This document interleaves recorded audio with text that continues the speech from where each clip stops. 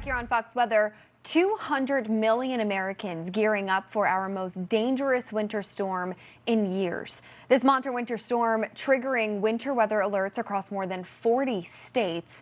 It's an immense stretch of snow and ice. National Weather Service Director Ken Graham joins me now. Director, thank you so much for the time today. Oh, great to see you. Thanks for covering this historic storm. Let me get your take on that. I mean, here we are looking at a storm that stretches more than 40 states. I mean, more than 200 million Americans. From what you're seeing right now, how does this threat shape up in comparison to previous storms on record?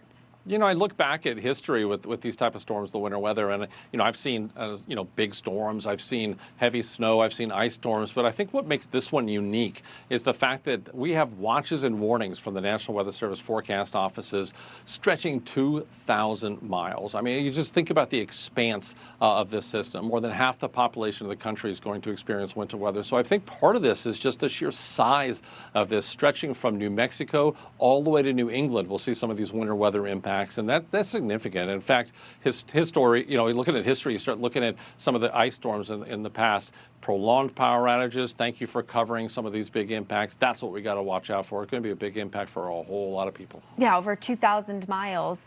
I like the way you say from New Mexico to New England. Now, you mentioned the crippling ice. We also have more than a foot of snow in the forecast for some of our major cities. On top of that, extremely dangerous cold. Is there one aspect of this storm that feels the most urgent at this point? Everything's got to come together for these big winter storms. So you think about this one, you got the cold air coming out of Canada. So this big high pressure system bringing the cold air in. And then we're looking at a low pressure system out of the Pacific in Baja. So that's part of the story and how that's going to impact this system. And then how much moisture we're going to have. Looking at the Gulf of America, how much moisture could we have? We actually have aircraft. We sent the hurricane hunters out to the Pacific and in the Gulf of America to really look at these parameters. So it is the impacts of the snow. You get heavy snow crippling transportation, and you start looking at how much aviation is going to be impacted as well. But then the ice part of this whole story, you think about a half inch to an inch of ice, that's enough to bring trees down. That's enough to bring power lines down.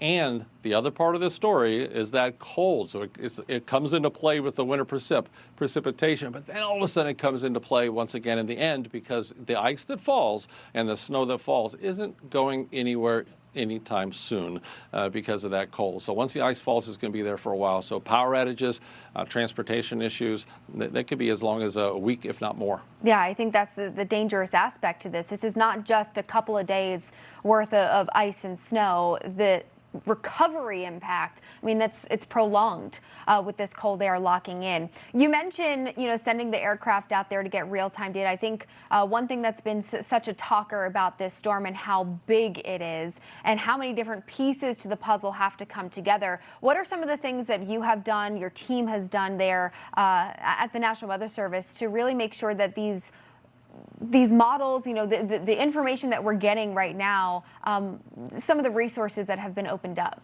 It's really end-to-end here at the National Weather Service. So the first step is to get the observations we need. So you get the observations into the models. So the models are only good when you get good observations in there. So good in, good out type of thing. So getting the aircraft data helps the models become more accurate. So with that forecast, we're really trying to get a better pinpoint of exactly what the parameters are associated with how much snow is going to fall or how much ice is going to fall. And by the way, a big thing to remember here is there's a lot of talk about faster, slower, the area moves 40 miles north, 40 miles south. Look, the thing here is it's going to have a big impact. So we need everybody really getting ready for the storm and not really worrying about maybe I'll wait a model run and things will change. No, this is going to be a big impact no matter where you are in the path of this thing. But at the Weather Service, just proud of the team. I mean, they're getting themselves ready. We've filled up our generators.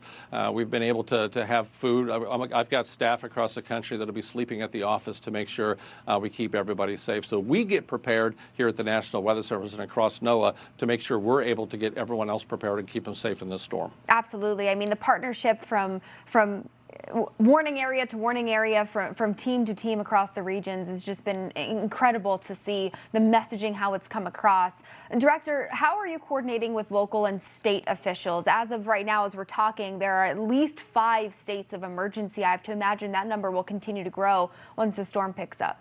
Yeah, one thing about the National Weather Service that's not always known by the public is we actually deploy into the Emergency Operations Center. So you're local level, federal level, state level. So we're doing briefings, impact-based decision support. So we're briefing those officials, the elected officials. We're briefing the emergency managers at these levels so they can help them make the decisions. Because I mean, these decisions are not easy to make when it comes to resources, evacuations, school closures, opening up warming shelters. There's so many decisions that come into play with these winter weather events. So that's what we do. So we're behind the scenes. It's not just what you see in the forecast and the warnings, but we're literally eye to eye. We're a very nimble, flexible, mobile agency. We're right eye to eye with those decision makers, really letting them know this is what's going to happen, this is the timing, when it's going to start, when it's going to end, and it helps them make those big decisions. It does, and it gives people ease, right, as they prepare for this and they get ready to hunker down and know that they've got people that have their back. Director, you talked a little bit about travel. I want to pick your brain a little more on that because I'm sure the FAA, looking at this storm coming in, this massive domino effect of cancellations, how does NOAA, the National Weather Service, kind of work there with those partners and the team? Yeah, another aspect of the National Weather Service that's not widely known, we're literally embedded with the FAA. So they're really at their areas that they start looking at the route forecasts, like keeping planes out of the turbulence, keeping them out of the icing, and also at the airports themselves, working with the FAA. So we're literally co-located with the FAA, giving them minute-to-minute updates on the weather forecasts and the current conditions to help make these tough decisions. So the airlines listen to those briefings. We get them ready. Our Center Weather Service units across the country, I'm so proud of them as well. So a big aspect of this is travel. Air travel is going to have a rough time. I mean, if you think about this size of storm, you think about the impacts, there'll be significant delays and a real tough time when it comes to travel, not just on the ground, but also in the air. So proud of this team. We're literally co-located with them, given the information they need to make tough decisions too. Thousands of meteorologists working together to nail down the impact of this storm and make sure that the millions of Americans impacted are safe as it begins to move in. Director, if you have just one message to folks at home, whether it be in the plains, the southeast, the northeast, what would you say to them as we get ready for the weekend to start? I think to prepare now. I mean, if you think about planning to get. I was listening to your broadcast before we went on the air here. I mean, getting your supplies, having what you need to get through this storm. You need to have everything that you need for about a week. Because if you think about power outages, you think about the cold, you need to be prepared to have what you need for a week. And I want to really hit this hard. I've been hitting this all day with every media outlet.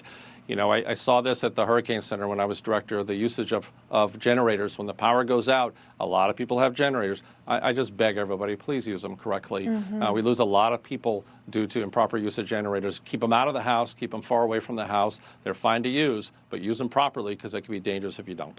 It is. It's safety. And I think for a lot of, the southern states on the eastern seaboard, the Gulf Coast, I kept thinking it's almost like a lot about hurricane season, but it's now January. So some of the same things that you would do to prepare for a storm like that, you can apply to a winter storm of this magnitude. But of course, just doing what you can now to stay safe. Appreciate your time. Director Ken Graham with the National Weather Service, thank you for coming on to Fox Weather. You're welcome. Thank you.